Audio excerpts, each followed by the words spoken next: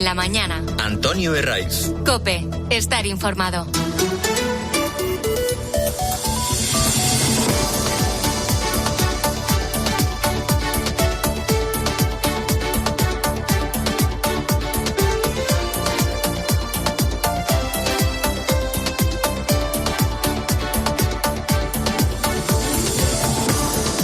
Muy buenos días, estrenamos aquí la mañana del fin de semana de COPE en este sábado en el que te saluda Sandra Senjo y en el que el calor va a darnos cierto respiro, aunque en varias zonas del sur y del este de España continúan en alerta amarilla y naranja. Hoy, eso sí, las temperaturas se presentan más suaves en el norte, donde van a estar por debajo de los 25 grados y puede también llover en algunos puntos de Galicia. Mientras que en zonas como Córdoba, Ciudad Real, Albacete, Murcia o Valencia, los termómetros siguen sin dar esa tregua y van a superar los 40 grados.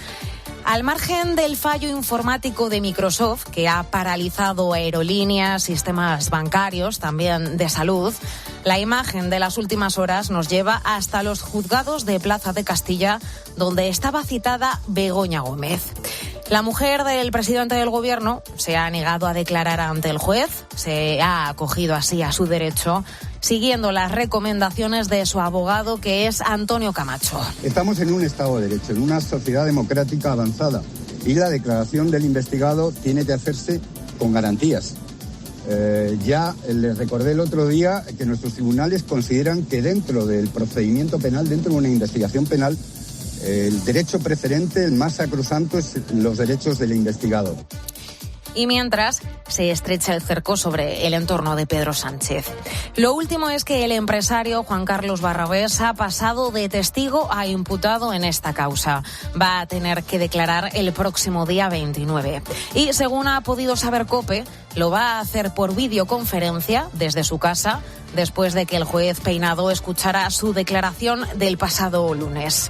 En ella, Barrabés dijo que se había reunido con la mujer del presidente del gobierno 4 o 5 veces en Moncloa y que en 2 de esos encuentros participó el propio Sánchez.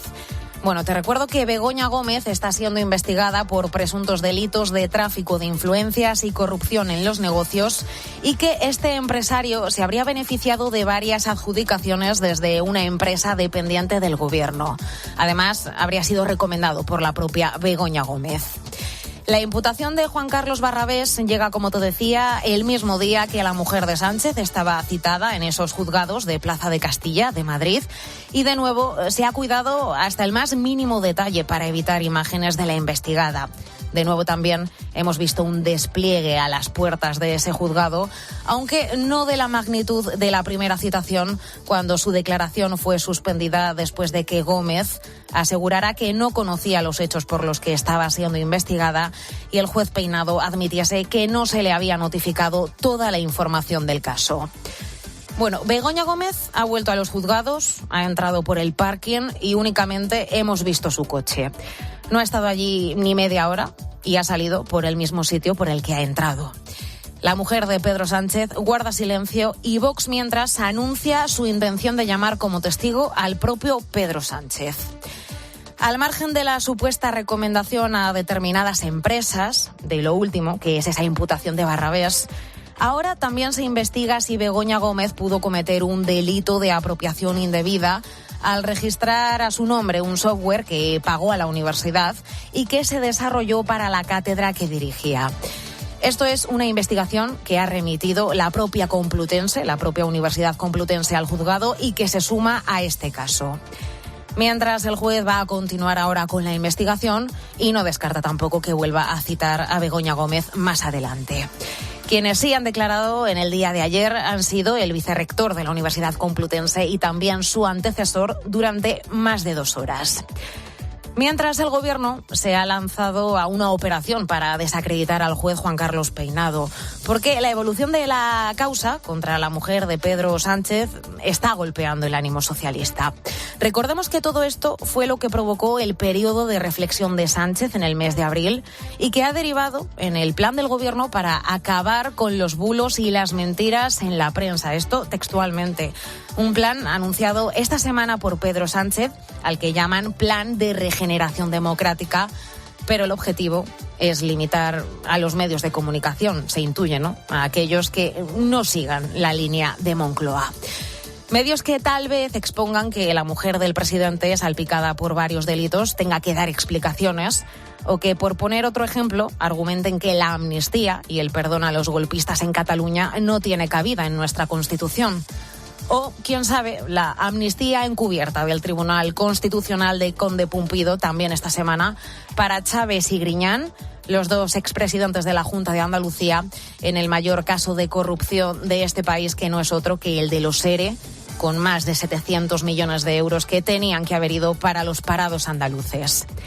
Bueno, el Partido Popular, por su parte, avisa de que el silencio de Begoña Gómez alienta todas las sospechas. Escuchamos a Alberto Núñez Feijóo. ¿Qué debería de hacer él cuando resulta que está siendo investigado en un juzgado por los negocios que se producen en el Palacio de la Moncloa?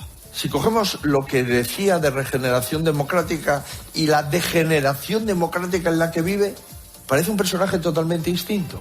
Pues yo digo, eso no es la política.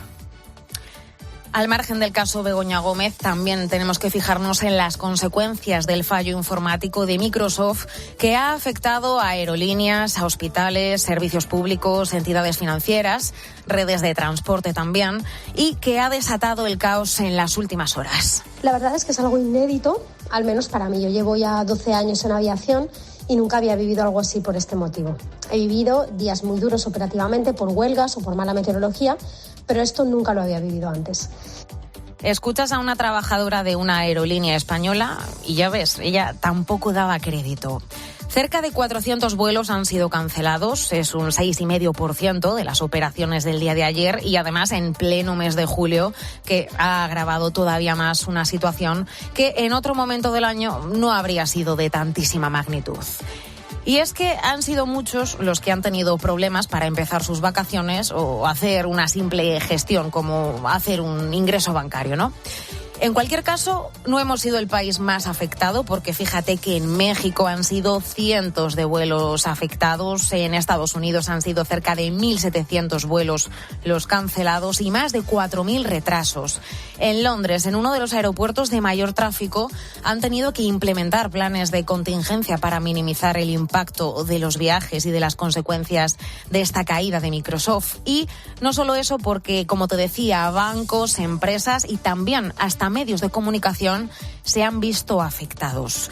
De hecho, en Reino Unido, la propia retransmisión de la cadena Sky News se ha venido abajo por completo. Esta es la situación ahora mismo en el estudio. Esperamos que este problema de CrowdStrike se arregle para que podamos volver de nuevo en vivo y contaros lo que está pasando. Esperemos que esto no os esté molestando mucho también. Esa es la actualización ahora mismo. Sigue con nosotros, seguiremos actualizando. En España, en cualquier caso, han sido muy desiguales los problemas, dependiendo de cada punto del territorio. Y la pregunta es, ¿qué es lo que pueden hacer ahora los afectados? Especialmente para quienes han visto cancelados sus vuelos y se han quedado sin vacaciones.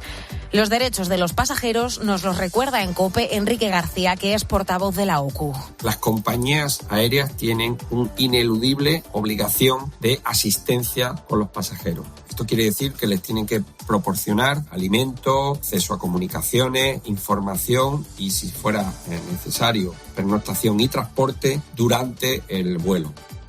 La OCU recomienda guardar los tickets, los billetes de avión o cualquier otra prueba que sirva para reclamar en caso de retraso, aunque en este caso parece difícil porque la última palabra la tendría un juez, que es quien debe determinar si los retrasos han sido por causa mayor, que es lo que están argumentando las aerolíneas.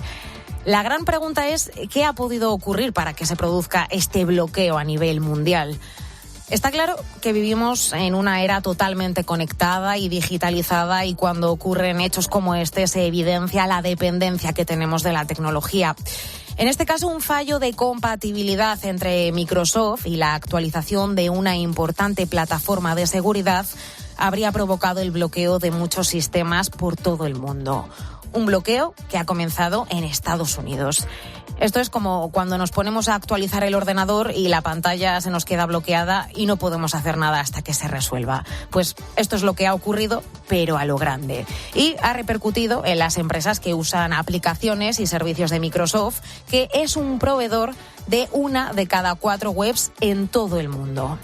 Ahora, la nueva actualización va a tener que ser manual y no remota, por lo que para recuperar la normalidad total se van a tardar días, tras la que ha sido ya la peor caída cibernética de la historia y que deja pérdidas que se cuentan por billones de euros. Hay más noticias que te cuento ya con Arturo Ayestarán. Escuchas La mañana. Nuevos fallos. En la seguridad del mitin de Donald Trump en Pensilvania, en el que el expresidente estadounidense sufrió un intento de asesinato. Funcionarios de seguridad han informado al Wall Street Journal de que Thomas Crooks, el autor de los disparos, habría usado un dron horas antes del mitin de Trump y que utilizó las imágenes que había tomado para planificar el atentado. Además, las mismas fuentes han revelado que la ruta que hizo el aparato hace pensar que no era la primera vez que estudiaba el escenario. Investigados. Por parte de la UEFA, los jugadores de la selección española Álvaro Morata y Rodri Hernández por los cánticos de Gibraltar es español durante la celebración de la Eurocopa de la semana pasada. La investigación, que llega tras la queja de la Asociación de Fútbol de Gibraltar, podría acarrear a ambos jugadores una sanción de hasta 2 partidos. Continúa. La llegada masiva de migrantes a las costas canarias. Este viernes fueron 3 las embarcaciones que atracaron en las playas. En total, 245 migrantes han desembarcado en menos de 24 horas en el archipiélago. El último de ellos, con 34 hombres a bordo, se quedó varado a 8 millas del sur de la Restinga tras quedarse sin combustible y tuvo que ser remolcado a puerto. Reabren. Para el baño, las playas de Saler, Labre de Gos y La Garrofera, después de 3 días cerradas por un vertido de hidrocarburos, al constatarse que la calidad del agua ya era óptima. Un estudio preliminar asegura que el vertido contiene fuel y algunos aceites y por esos componentes se sopesa que puedan proceder de un buque. Son las 6:12. Escuchas La mañana del fin de semana de COPE.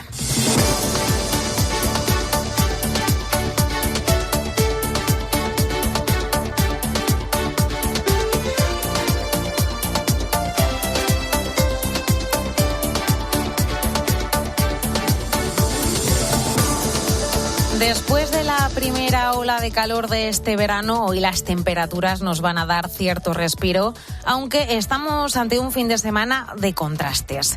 En el norte, por debajo de los 25 grados, mientras que en puntos como Córdoba, Ciudad Real, Albacete, Murcia, Valencia, los termómetros van a marcar entre los 38 y los 41 grados. No se descarta incluso llegar a algunos puntos a los 44. El calor sigue siendo el protagonista de nuestro verano. Seguro que lo has notado al salir a la calle para hacer la compra, sacar al perro o, bueno, cualquier gestión del día, especialmente en las últimas horas.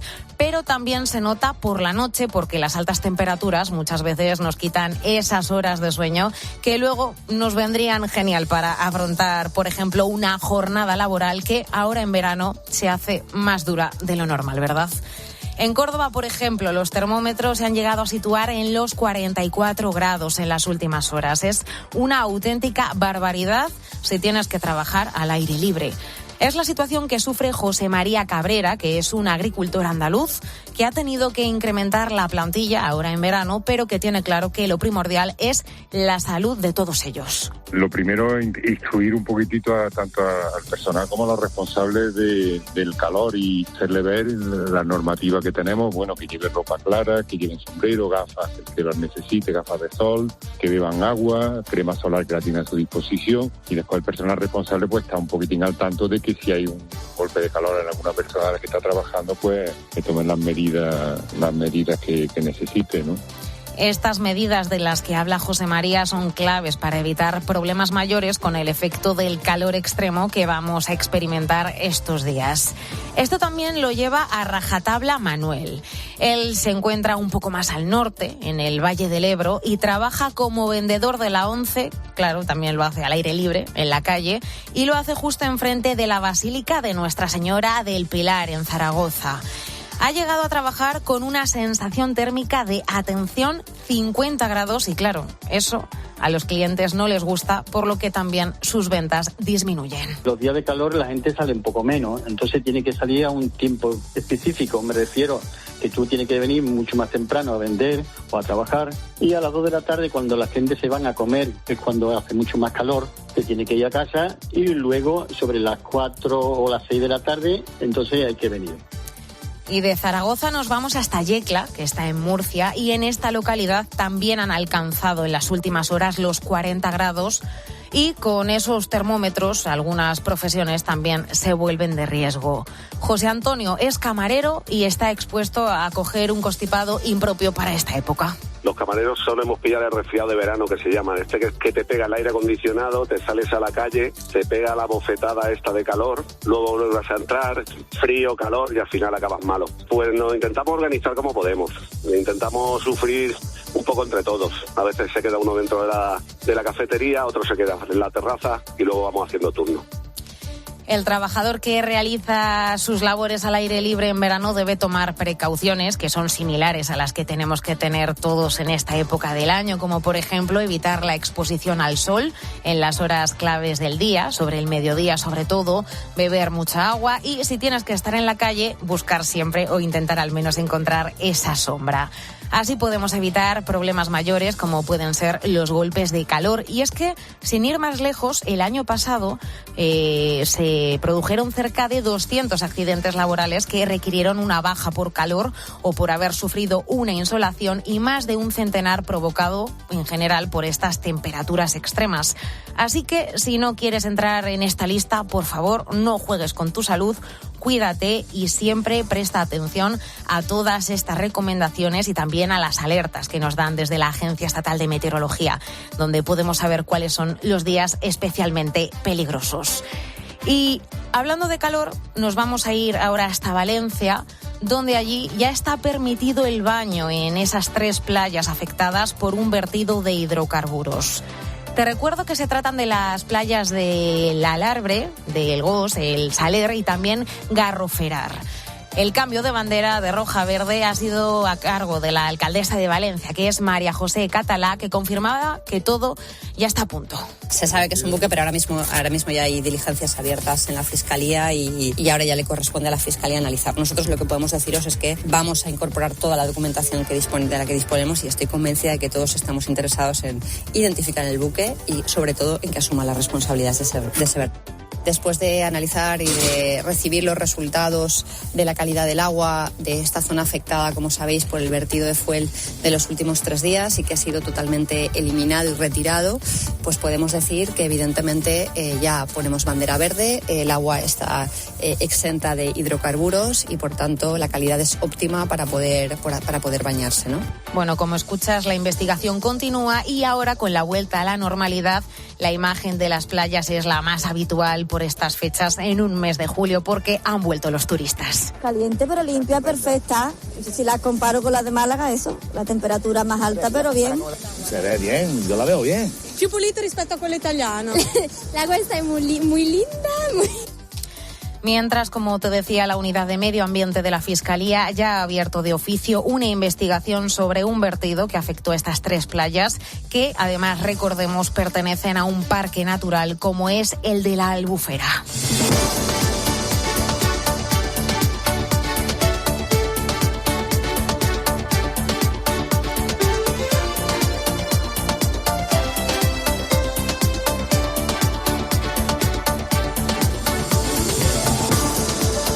Nos fijamos ahora en el mercado de la vivienda en España, que sigue en una montaña rusa constante. Tan pronto hay una subida importante en las compraventas y en las hipotecas, como de repente asistimos a un desplome que en mayo ha sido de un 18% en concreto en cuanto a las firmas de hipotecas. Es el último dato y también, por otro lado, lo esperado por los analistas. Marta Ruiz, buenos días. Buenos días. Era lo esperado, lo lógico, después de que las compras entraran en terreno negativo en mayo. Las hipotecas han seguido el mismo camino, con un 18% menos de firmas con respecto a hace un año y casi un 20% menos que en abril. Parte de este desplome se explica por unos potenciales compradores, un 21% según los portales inmobiliarios, que están a la espera de un mayor abaratamiento del crédito, a que baje más el Euribor, algo que se espera para la segunda mitad del año. Joaquín Robles, analista financiero. Pensamos que hasta el mes de septiembre seguirá en este entorno del 3,6% y de cara a final de año, si se van cumpliendo los pronósticos, sí que podríamos ver niveles por debajo del 3,5%. El diferencial de momento está en mínimos anuales y a final de mes podría suponer una rebaja de 50 euros menos al mes para una hipoteca media a revisar. En cuanto al detalle, de los 27.425 préstamos sobre vivienda firmados en mayo, el interés medio bajó ligeramente al 3,25% y siguió reduciéndose el capital prestado, intentando así sortear al máximo el pago de intereses. No hay que olvidar que el 40% de las compras se sigue haciendo al contado.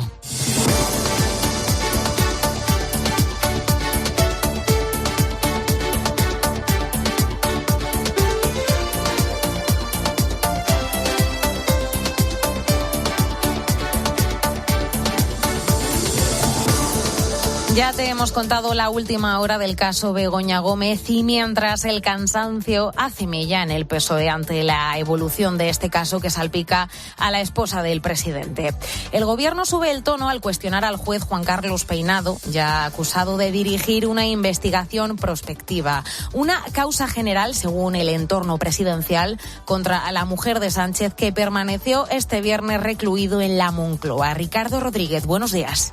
Buenos días. El avance de la causa ha laminado gran parte de la confianza socialista depositada en un acelerado carpetazo. El núcleo duro del PSOE eleva el tono de su línea defensiva para mantener prietas unas filas que flaquean al acumular 3 meses de indagaciones contra Begoña Gómez e ignorar a ciencia cierta qué ocurrirá, por dónde discurrirán los acontecimientos. La planificación de la Moncloa sigue sin cumplirse. En apenas unas semanas han pasado de descontar el punto y final al calvario de la esposa de Pedro Sánchez a carecer de cualquier garantía, y es un problema admitido en privado como muy real por estructuras del partido, tras cruzarse además la denuncia de la Complutense. El gobierno niega impacto a la derivada universitaria, el rechazo a la instrucción del juez Juan Carlos Peinado, la definida causa general contra Begoña, convive con críticas más o menos veladas a una gestión política del caso ajustada a un arsenal de argumentarios desprovistos de explicaciones. Con el propio Sánchez en la retaguardia, las quejas continúan encapsuladas, pero existen. Lógicamente, las explicaciones no convencen al principal partido de la oposición. Su líder, el líder del Partido Popular, es Alberto Núñez Feijóo. ¿Vosotros os imagináis que yo ayer no, antes de ayer, llegue al Pleno del Congreso de los Diputados y diga que hay que regenerar la vida política y el viernes declare a mi mujer en un juzgado por corrupción? No podría salir a la calle. Es más, no podría hacer un acto político en la calle. Y es más, mi partido me pediría que dejase paso. Mientras, desde Vox, que dirige las acusaciones populares, han asegurado que van a seguir luchando para aclarar las reuniones que mantuvo Sánchez con su mujer y empresarios como Juan Carlos Barrabés en Moncloa. De hecho, los de Santiago Abascal quieren citar a declarar al presidente. Escuchamos a Jorge Buxade. Vamos a pedir que Sánchez sea citado a declarar como testigo en este juzgado de instrucción. Los españoles necesitan explicaciones de qué ha sucedido en Moncloa, de qué se ha estado haciendo en Moncloa, a quién se ha llamado desde Moncloa. Y si la mujer de Pedro Sánchez no lo declara, tendrá que declararlo el señor Sánchez.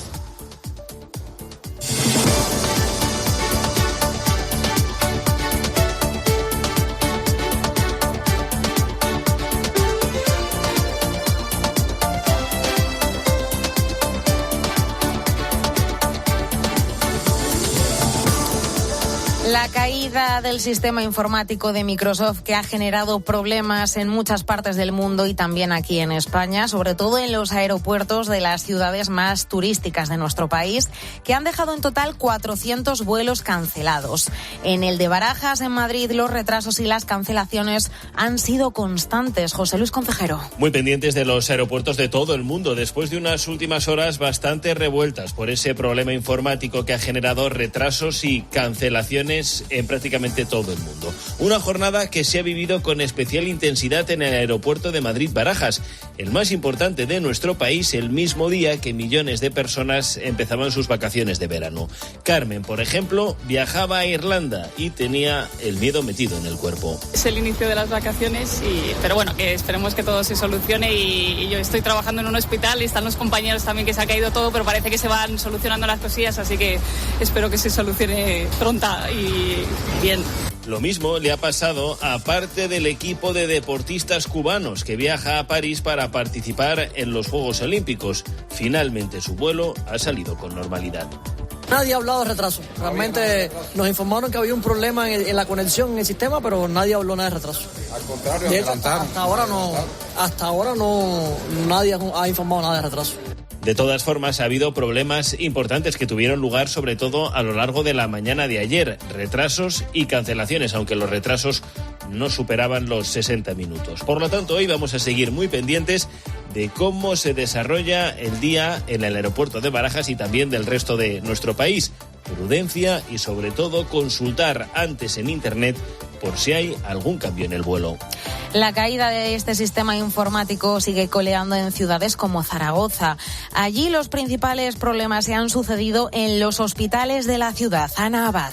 Retrasos en laboratorios y en los resultados de las pruebas, también en tratamientos ambulatorios y determinadas consultas. Los principales problemas se dieron en el Hospital Miguel Servet y también en el Clínico. Así nos lo contaba una de las doctoras del Hospital Clínico de Zaragoza. Nos hemos encontrado que los ordenadores ni siquiera arrancaban, o sea, no solamente era el servidor, sino que el propio ordenador no arrancaba. Los pacientes estaban teniendo problemas para citaciones, pruebas y análisis. A muchos se les dijo directamente que volviesen otro día. Así nos lo contaba una de las afectadas, Isabel. Tenía citación ahora, entonces tenía luego que conseguir cita para la siguiente semana. Y resulta que estaba en el mostrador para intentar pedirla y demás. Y decían que se les había caído el sistema, que no funcionaba, por ejemplo, para sacar etiquetas, para lo que es todo tema de muestras, sangres, extracciones. El Departamento de Sanidad ha asegurado que los retrasos en pruebas, consultas o análisis se recuperarán, reforzando la atención la próxima semana. Esto en Zaragoza, pero si nos vamos, por ejemplo, a Comunidad Valenciana, allí los aeropuertos no se han visto tan afectados, pero sí han sido especialmente repercutidos todos los comercios y tiendas locales. Vicente Ordaz. El fallo informático también se ha dejado notar en la Comunidad Valenciana. Los hospitales en la provincia de Alicante, de Torrevieja y el Vinalopó han tenido algunos problemas al trabajar con sistemas informáticos diferentes del resto de hospitales públicos de la comunidad. Mientras tanto, los aeropuertos en Valencia los retrasos han sido puntuales. El fallo informático ha afectado fundamentalmente a tiendas y comercios, pero no ha ocurrido lo mismo en Alicante, donde su aeropuerto sí ha acumulado gran número de retrasos, tanto en salidas como en llegadas. Hasta una veintena en las salidas y retrasos de 1 hora en llegadas. Se han cancelado 5 vuelos. Especialmente afectados los aeropuertos de las zonas más turísticas, como por ejemplo es Mallorca, donde, acostumbrados a recibir miles y miles de viajeros en estas fechas, solventar los problemas que se han sucedido durante el día de ayer ha sido más complejo que en otros puntos de España. Alejandro Clemente. El aeropuerto de Palma se ha visto afectado por la caída del sistema de Microsoft y el problema de la empresa CrowdStrike. Más de 60 vuelos han sufrido retrasos y varios han sido cancelados a la espera de que se reactivase el sistema. AENA confirmaba que la mayoría de su sistema había vuelto a la normalidad, pero mucha gente que tenía organizado volar en el día de ayer ha perdido su avión e incluso mucho dinero. Escuchamos a alguno de los afectados en el aeropuerto. Teníamos un vuelo a Zurich, se ha retrasado mucho la facturación de las maletas, 1 hora y media aproximadamente, y llegado al mostrador abajo nos cancelaron el vuelo. Así que nos enviarán un mail y nos dirán cómo lo resolvemos. Tuve que comprar otro ticket por EasyJet y ahora veremos cómo nos va. Una situación que, pese a tener que volver al sistema manual para apuntar y registrar los equipajes, los trabajadores de las aerolíneas han podido resolver muchas incidencias y sobre todo la preocupación entre los pasajeros. La mañana. Antonio Herraiz. COPE. Estar informado. ¿Buscas diversión? A las 10 de la mañana la tienes asegurada en Herrera en COPE. ¿Qué le han tirado que usted no quería que le hubiesen tirado? Fernando, buenos días, ¿qué tal? ¿Cómo? Llevaba guardados, archivados, todos los recibos del agua, la luz, el gas, el teléfono. Mi esposa, a la cual quiero, amo y adoro, de forma criminal me los tiró todos a la basura. Escucha Herrera en COPE, de lunes a viernes de 6 a 1 del mediodía. Le dice cómo vestirse, Controla con quién está. Le da órdenes. Utiliza a sus hijas o hijos para hacerle daño. Le grita. La desautoriza. Controla a quien sí le hace sentir culpable. Le da miedo. Tan solo 1 de cada 4 personas actúa ante un signo de violencia de género. ¿Y tú vas a hacer algo? 016. Ministerio de Igualdad. Gobierno de España. ¡Atención, oyente! ¡Por fin ya está aquí! Vuelve la Feria del Coche de Ocasión en Ocasión Plus. La única feria en la que todos los coches tienen descuentos de hasta el 30%. Solo hasta el 22 de julio. ¡Acelera! ¡Las mejores ofertas vuelan! Ocasión Plus. Ahora más cerca que nunca. Localiza tu centro más cercano en ocasiónplus.com. Fucsia, fucsia, fucsia. ¿Quieres sacarte algo de la cabeza? Ven a las segundas rebajas del Corte Inglés y mételo en una bolsa. Ahora hasta un 40% de descuento en una selección de marcas de moda baño para mujer. En fucsia también, claro. Y hasta un 40% en una selección de moda baño para hombre infantil. Hasta el 24 de julio encuentra lo que buscas en las segundas rebajas del Corte Inglés. En tienda web y app.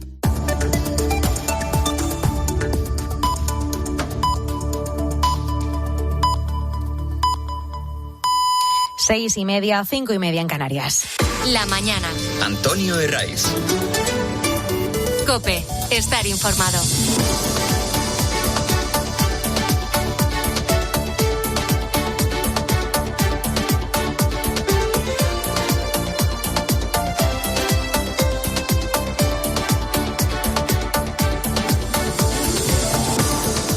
Seguimos en la mañana del fin de semana de COPE. Es 20 de julio y hoy vamos a pasar mucho calor, sobre todo en Navarra, en Madrid, en Baleares, donde están en alerta amarilla. Más todavía en Andalucía, Aragón, Castilla-La Mancha, Cataluña y Murcia, que elevan la apuesta al naranja. Y el premio gordo es para Valencia, que va a tener alerta roja. La mitad de comunidades en alerta es el resumen, aunque en el norte los termómetros nos van a dar cierto respiro. Bueno, a esta hora vamos a seguir analizando las consecuencias de la caída de Microsoft, porque al parecer lo que ha ocurrido es que multitud de servicios se han visto afectados por esta caída a nivel global que tiene que ver con CrowdStrike, que es una plataforma de ciberseguridad que presta servicio a Microsoft y a múltiples entidades de diferentes sectores. No ha sido un hacker, no ha sido como tal exactamente una caída de Microsoft, sino que el problema ha sido CrowdStrike, esta plataforma de la que te hablo. Lorenzo Martínez es experto en ciberseguridad. CrowdStrike es un fabricante de un software que lo que hace es detectar amenazas. Una actualización de ese software lo que ha hecho es que es una actualización erróneamente publicada, es una actualización que colisionaba algo de esa actualización con algún componente esencial del sistema operativo Microsoft. Básicamente, este software, debido a un error, detectaba una amenaza en Windows e impedía que los programas se encendiesen. Y claro, muchos de los que querían utilizar un ordenador se encontraban con una misteriosa pantalla azul. Que se llama BSOD, Blue Screen of Death, en inglés es pantalla azul de la muerte o pantallazo azul de la muerte, porque claro, cuando te pasa eso, pues te quedas con que el ordenador ha explotado, digamos, con que el sistema ha colapsado algo y lo único que te queda es reiniciarlo. Esta pantalla ha dejado varias, víctimas a su paso en los aeropuertos, porque las aerolíneas han tenido que cancelar más de 400 vuelos en España. Es un 6,5% de las operaciones del día. Al fin y al cabo, una avería de este calibre pues, siempre tiene consecuencias. Ahora bien, cuando se producen en mitad de las vacaciones, el descalabro es todavía mayor. En general, todo ha funcionado un poco más lento de lo habitual, sobre todo en los puntos de información al pasajero, en los aeropuertos, y a la hora de pasar por los mostradores para facturar el equipaje o poder sacar las tarjetas de embarque. En algunos aeropuertos se ha tenido que volver al papel y al boli y hacer de manera manual esas tarjetas. Eso sí, afortunadamente no se han visto grandes aglomeraciones y la actividad no se ha paralizado por completo en ningún momento, a pesar de esos retrasos y también de algunas cancelaciones. Eso sí, por supuesto, algunos viajeros se quejaban de la falta de información. Viajo a Estambul y no sé con qué me encontraré. Vamos a ver. Nadie me ha dicho nada, ¿no? No hemos recibido ninguna llamada ni ningún aviso, más allá de lo que dice la prensa. O sea que paciencia. Para los afectados por estos retrasos o cancelaciones de vuelos es importante recordar los derechos que tenemos como usuarios, como pasajeros, que nos recuerda Enrique García, que es portavoz de la OCU. Las compañías aéreas tienen una ineludible obligación de asistencia con los pasajeros. Esto quiere decir que les tienen que proporcionar alimento, acceso a comunicaciones, información y, si fuera necesario, pernoctación y transporte durante el vuelo. Eso sí, no está claro que las aerolíneas vayan a reembolsar ninguna cantidad porque, al fin y al cabo, el problema no ha sido de AENA. Ahora bien, los expertos aseguran a COPE que la solución a este fallo informático pasa por volver a la versión anterior del antivirus que ha fallado, que es el más usado del mundo, por cierto. Juan José Nombela es director del máster de ciberseguridad de UNIE. Reconoce que este tipo de fallos no son habituales. No sabemos qué es lo que ha ocurrido en esta ocasión con detalle, porque todavía es muy pronto, pero es muy extraño que esto ocurra por las pruebas que salen de a veces semanas, de pruebas en entornos controlados antes de lanzarlo, ¿no? y de instalarlo en millones de equipos que los usuarios tienen con el sistema operativo Windows. Mirando más allá de los aeropuertos, grandes empresas como Iberdrola, Repsol, diferentes teleoperadoras y sistemas de pago también han sufrido incidencias a lo largo del día de ayer. Un gesto tan cotidiano como pagar con tarjeta de crédito resultó prácticamente imposible en la mayoría de las tiendas. Empezó todo a las 9 de la mañana porque al principio sí que nos ha dejado pagar con tarjeta normalmente, como siempre. Pues ha venido bastante gente con tarjeta, he puesto el datáfono para que fuesen a pagar con la tarjeta y la ha sido denegada varias veces. Hemos probado con otro datáfono que teníamos, pero a mitad de mañana ha vuelto a fallar. Afortunadamente, los grandes bancos en España no se han visto afectados, ni tampoco la principal pasarela de pago que utilizan muchos negocios, tanto para pagos en tienda como online. Hay más noticias que te cuento con Arturo Ayestarán. Escuchas La mañana. El juez Peinado cita como investigado a Juan Carlos Barrabés el 29 de julio en el caso Begoña Gómez. El magistrado ha tomado esta decisión después de que Barrabés prestase declaración como testigo el pasado lunes y admitiese que se reunió con Begoña 4 o 5 veces en la Moncloa y que en 2 de esas citas estaba presente el propio Pedro Sánchez. Esto en un día en el que Begoña Gómez volvió a decidir no declarar ante el juez, según su defensa, no porque ella no quiera dar explicaciones, sino porque su letrado así se lo había recomendado, porque la declaración del investigado tiene que hacerse con garantías. Apenas 10 minutos ha durado la declaración de la investigada por delitos de tráfico de influencias y corrupción en los negocios, que una vez más ha vuelto a presentarse en los juzgados de Plaza Castilla con un amplio dispositivo de seguridad, aunque no tan desmesurado como en su primera declaración. Continúa la llegada masiva de migrantes a las costas canarias. Este viernes fueron 3 las embarcaciones que atracaron en las playas. En total, 245 migrantes han desembarcado en menos de 24 horas en el archipiélago. El último de ellos, con 34 hombres a bordo, se quedó varado a 8 millas del sur de la Restinga tras quedarse sin combustible y tuvo que ser remolcado a puerto. La embarcación había partido de Mauritania hacía 4 días. De los otros 2, uno de ellos, que traía 66 ocupantes, de los cuales 5 de ellos han tenido que ser trasladados a centros hospitalarios de Las Palmas de Gran Canaria en estado crítico. Además, los sanitarios también asistieron a otras 4 personas en estado grave y otras 2 con pronóstico moderado. La UEFA investiga los cánticos de Morata y Rodri de Gibraltar español. Raúl Liñares. Estos cánticos tuvieron lugar en las celebraciones de la Eurocopa. La UEFA decidirá si incurrieron en una violación de las normas disciplinarias y Morata y Rodri podrían recibir hasta una sanción de 2 partidos. Este sábado tenemos una amplia agenda deportiva.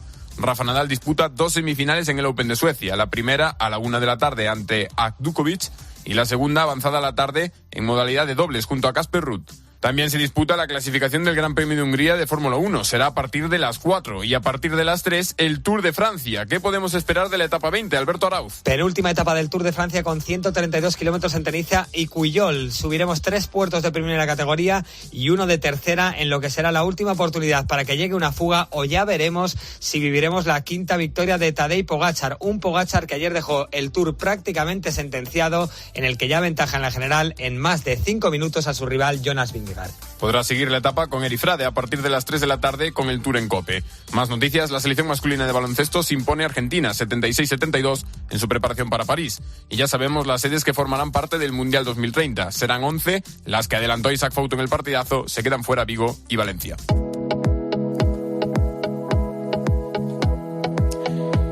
6:38 de la mañana y vamos con el primer repaso a la prensa de este sábado. Fernando Díaz, ¿qué tal? Buenos días. Buenos días, Sandra. Bueno, los periódicos se hacen eco del fallo informático que causó durante el día de ayer el retraso de cerca de 33.000 vuelos en todo el mundo y también de la nueva negativa de Begoña Gómez, de la esposa del presidente del gobierno, de declarar ante el juez. ABC lleva en portada la imagen de cientos de pasajeros realizando colas en el aeropuerto Adolfo Suárez Madrid-Barajas y titula "Bloqueados por un fallo informático con efectos mundiales". Como recuerda en un subtítulo, un antivirus de Microsoft tumbó los ordenadores de miles de compañías. Además, añade, quedó demostrada la extrema dependencia que la Unión Europea tiene respecto a la tecnología de Estados Unidos.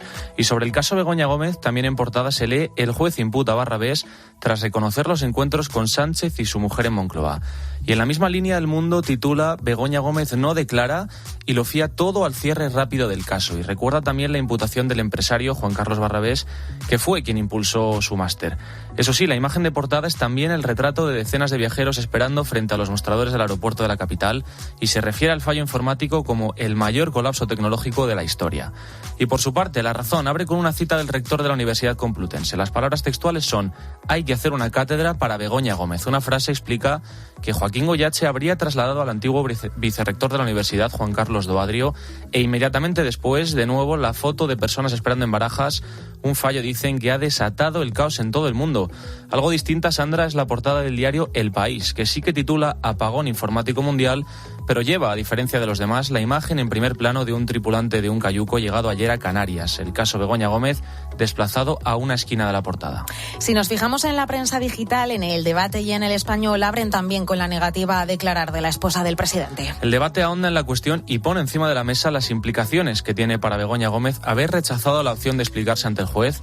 Y El Español, por su parte, abre con declaraciones del ex vicerrector de la Complutense, con la imputación de Barrabés y con la estrategia que Moncloa habría planteado para tratar de esquivar todo el ruido que este caso está generando. Ya en materia de editoriales, a veces se centran las lecciones que se pueden extraer del descalabro informático ocurrido el viernes. Una de ellas, que el mundo no es tan grande como parece. Nunca como ayer, explica, la globalización fue tan tangible, aunque antes de eso, en la 2, comienza a detallar el caso de Isabel García, quien fuera diputada provincial por el Partido Socialista en Valencia y cuya empresa se benefició de una partida de 5.000 euros en San Fernando de Henares. Una información a la que acompaña un retrato de Sánchez, la propia Isabel García y el exministro José Luis Ábalos en 2016. El Mundo lleva en primer plano una entrevista con Eduardo González Calleja, catedrático de Historia Contemporánea. Una entrevista en la que abordan cuestiones como el fin de ETA, la amnistía o la transición. Y La Razón, de nuevo, trae hoy una encuesta. La repetición electoral en Cataluña, asegura, beneficiaría al PSC y a Alianza Catalana. Una posible vuelta a las urnas que cada vez parece más posible. Gracias, Fernando. Son las 6:41.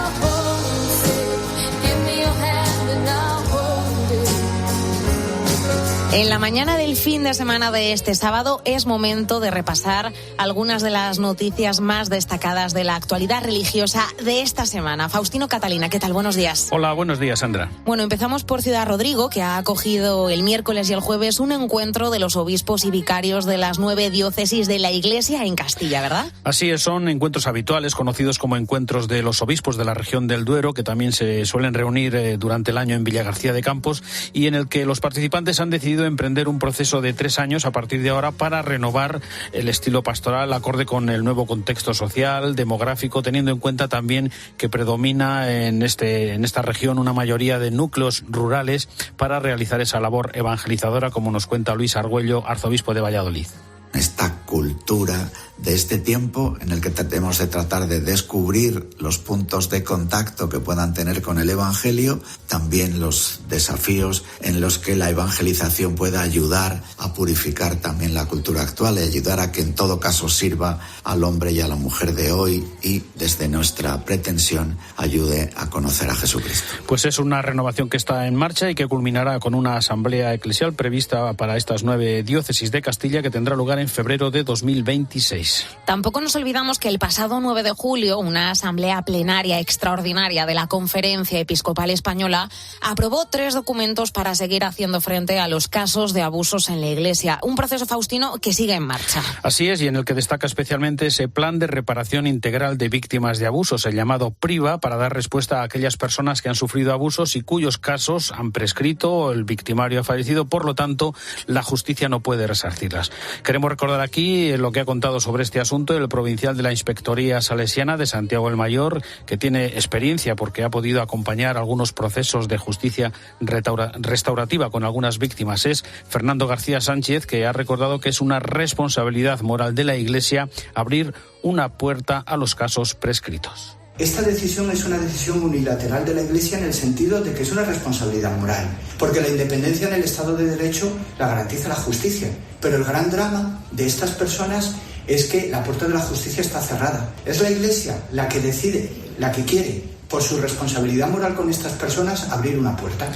También destaca Fernando García la importancia que tiene cada testimonio de escucha en ese acompañamiento a las víctimas, sin revictimizar a quienes han sufrido abusos, con un plan que no es, dice, respuesta al gobierno o al defensor del pueblo, sino respuesta a cada una de las víctimas. Vamos con más noticias de estos días y ponemos también el foco, Faustino, en la diócesis de Valencia. Efectivamente, allí se trabaja para implantar en los próximos meses un centro de escucha diocesano. Se trata de atender, de escuchar, mediante un servicio gratuito a aquellas personas que lo necesitan, porque o bien están atravesando situaciones difíciles, de soledad no deseada, con problemas familiares, con un estado de ánimo negativo, con riesgo de cronificarse. Es un bonito proyecto en marcha. Y vamos a recordar también, por otra parte, que el historiador y carmelita descalzo Teófanes Ejido falleció el miércoles a los 88 años en Valladolid.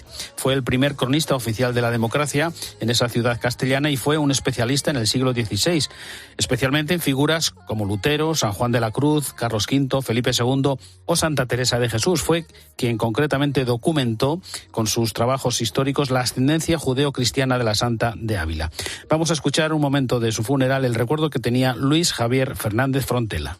Se sentía cercano a todos y muchos amigos y discípulos le sentían como parte de su vida y siguen recordando lo que este hombre bueno, al que no le gustaba dar que hacer o causar molestias innecesarias, hizo por sus compañeros y amigos, lo generoso que era con todos los que requerían de su servicio en cualquiera de las facetas de la vida.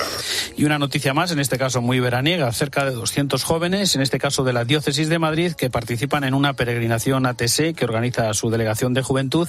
Hemos recogido el testimonio de Miriam Díez, de la parroquia de San Juan Bautista, que se ha apuntado por primera vez a esta convocatoria, que espera sea enriquecedora. Así nos lo ha contado. En esta experiencia de TC conocerás a mucha gente que eso compartes una fe, ¿no? Algo tan bonito como es la fe con otras personas. Y también siempre la gente con la que hablas, que ha ido a TC, habla muy bien de esta experiencia y que es súper enriquecedora y que volverían. Y eso a mí me parece fantástico, ¿no? Por supuesto, también nos fijamos en la actualidad que rodea al Vaticano, Faustino. Hay actualidad en menos nivel o menos intensa que otras jornadas, pero el Papa sigue ahí al pie del cañón y, por ejemplo, ha enviado un mensaje en el que desea que los Juegos Olímpicos de París sean un momento de encuentro, un momento de paz y de pausa para los conflictos que ensombrecen nuestro mundo. Además, esta semana el Papa ha visitado el campamento de verano en el que participan, es una costumbre también cada año, los hijos de los trabajadores de los distintos organismos vaticanos, a los que les habló de la importancia de la familia y de estar cerca de sus abuelos. Además, Francisco ha publicado un decreto que concede la indulgencia plenaria a quienes participen en la 4ª Jornada Mundial de los Abuelos y los Mayores, que se va a celebrar, lo contaremos aquí, el próximo domingo, el día 28 de julio. Y en cuanto a las previsiones que tenemos por delante este fin de semana, nos fijamos también, por ejemplo, en una ceremonia de ordenación, ¿verdad? Sí, es para hoy mismo. Hoy sábado a las 11 de la mañana va a tener lugar en la Catedral de Tui la ceremonia de ordenación y toma de posesión del nuevo obispo de la diócesis de Tui-Vigo, que es Antonio Balín. El ordenante va a ser el arzobispo de Santiago de Compostela, Francisco José Prieto, y con una peculiaridad que queremos contar, y es que es la primera vez desde el año 1910, o sea, hace más de 100 años, en que se celebra allí una ordenación episcopal, ya que en esa catedral gallega, desde entonces, desde 1910, los prelados que se nombraban obispos de Tui, eran ya obispos, con lo cual no había ordenaciones. Mientras tanto, en Burgos podemos contar que que se celebra como cada verano, tal día como hoy, precisamente el Día del Misionero burgalés. Recordamos que Burgos es la diócesis española con mayor número de misioneros de toda España. La delegada de misiones es Maite Domínguez. Nuestros misioneros burgaleses, yo diría que son unos embajadores de los valores en su más amplio sentido, el espiritual, cultural, educativo y sanitario. Ellos dan dignidad a los pueblos donde han desgastado y también siguen desgastando su vida. Diría que son la mejor marca española que nos representan en el mundo, los misioneros. Estamos de acuerdo, los misioneros, la mejor marca España. Más previsiones, te cuento, Sandra. Mañana domingo, el cardenal secretario de Estado del Vaticano, el cardenal Pietro Parolin, participa como enviado especial del Papa en las celebraciones conclusivas de la peregrinación que realizan los católicos ucranianos de rito latino al santuario mariano de Berdichiv. En Estados Unidos se clausura también hoy en Indianápolis un congreso eucarístico nacional. Después de 5 días de encuentro han participado 50.000 personas. Y el próximo lunes comienza en el Monasterio de la Santa Espina de Valladolid la 4ª edición del Observatorio de lo Invisible, que es una escuela de verano que mezcla arte, que mezcla espiritualidad. Es la actualidad socio-religiosa que nos acerca, como siempre, Faustino Catalina. Gracias, Faustino. Gracias a ti, Sandra. La mañana. Antonio Herraiz. COPE. Estar informado. Bud Spencer está que trena. Lo siento, esto no me gusta. Y va a solucionar los problemas. Tengo un trabajo para ti. De una vez por todas. Ya me he despedido. Tú perdonas, yo no. Y un ejército de 5 hombres. 2 de Bud Spencer. El sábado a las 7 menos cuarto de la tarde, en 13. Frío en invierno y calor en verano con nuevos neumáticos a mano. El refrán no era así, y lo de cambiar tus neumáticos cada vez que cambia el tiempo tampoco. Acércate a Citroën Service y hazte con tus nuevos neumáticos 4 estaciones, ahora con un 2x1 en las mejores marcas. Citroën. Condiciones en citroen.es. Te he dicho que no. Deja eso. Estás todo el día igual. Al final te lo voy a quitar, ¿eh? Ya está bien, dámelo. Prohibir no es la solución. Los y las adolescentes siempre encontrarán la forma de acceder a la tecnología. Descubre cómo acompañarles en FAD.es. Cariño, que me han liado al salir de la oficina. ¿Puedes pasarte tú por el Corte Inglés y haces la compra, por fin? Había un 50% en la segunda unidad en miles de productos. El detergente Ariel original estaba y no nos quedaba. Ah, y los helados. Están los Magnum Double que nos gustan. Que con un 50% de descuento merece la pena, ¿no? Supercor, Hipercor y Supermercado El Corte Inglés. ¿Qué necesitas hoy? En tienda web y app. If you want to really see something that's said, take a look at what happened.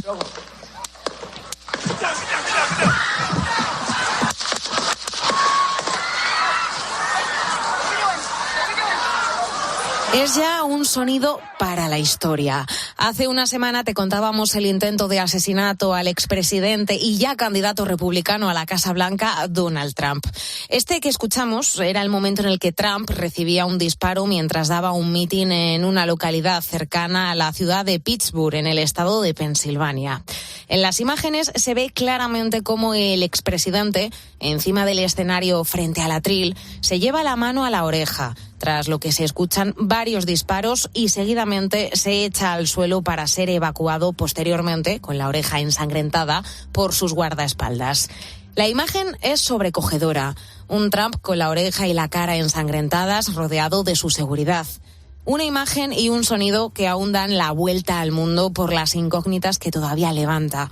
Ana Huertas, ¿qué tal? Buenos días. Hola, Sandra, buenos días. Precisamente nos referimos a la seguridad, y es que tan solo unos segundos más tarde de que comenzasen los disparos, y si escuchamos un poco más ese sonido, aparece la figura de los escoltas.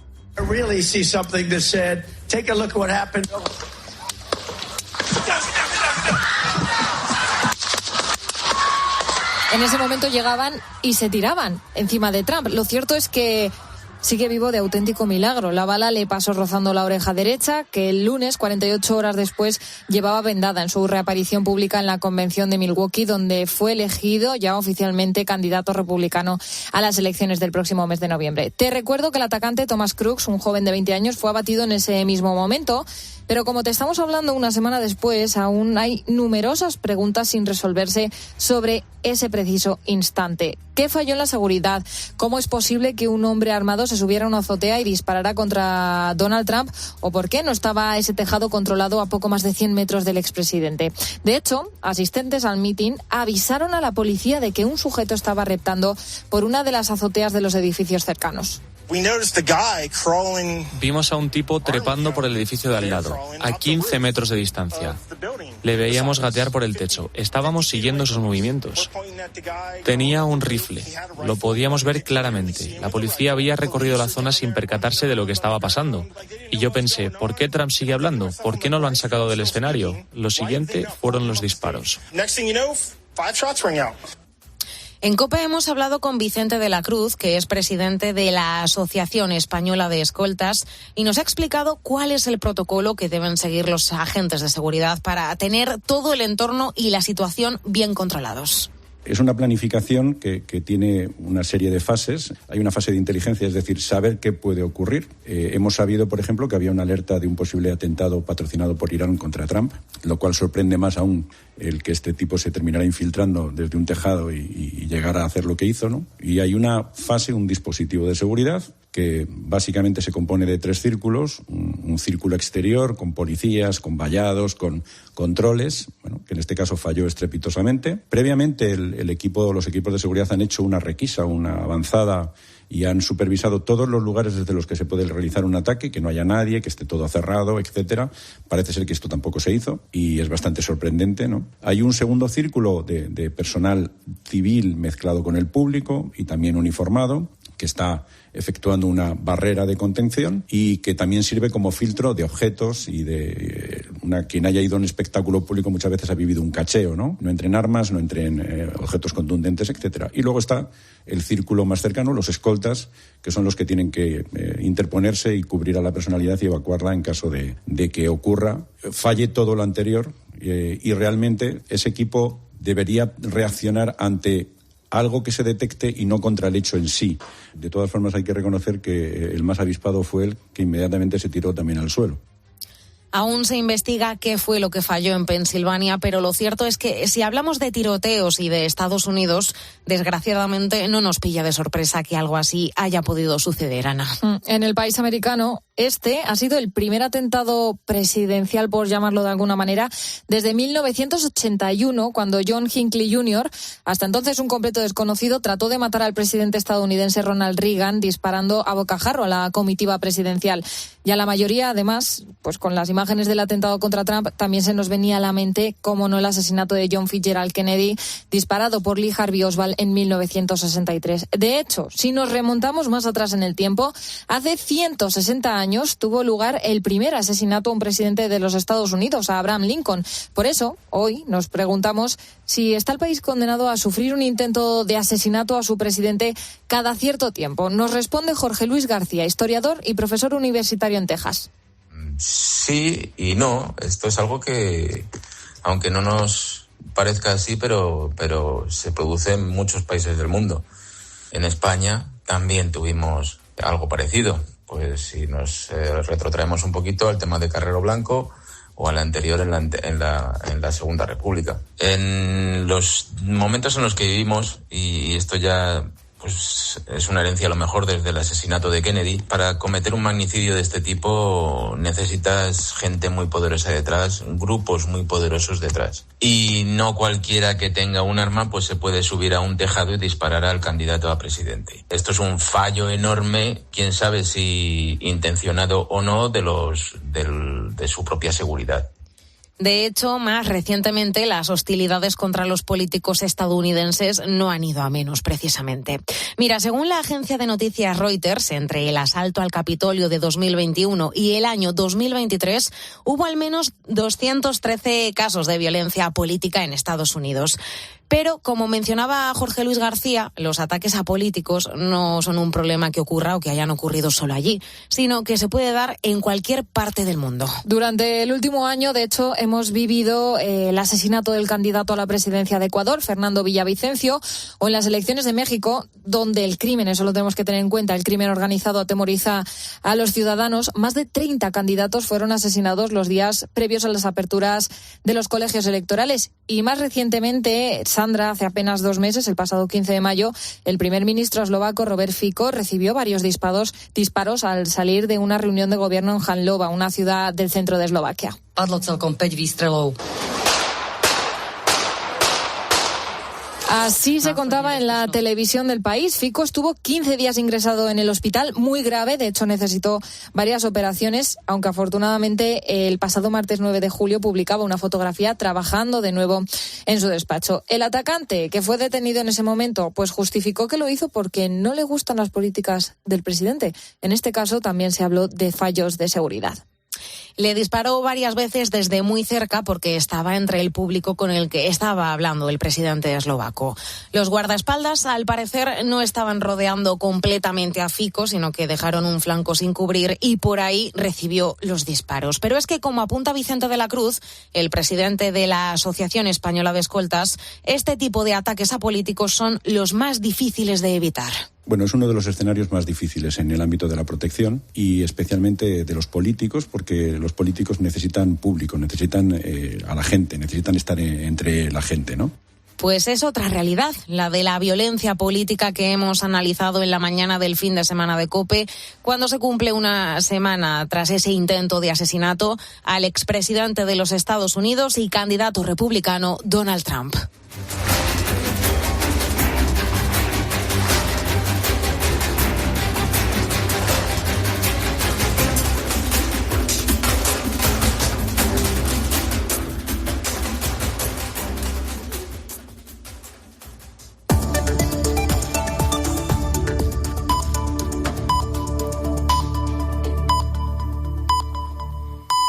Son las 7, las 6 en Canarias.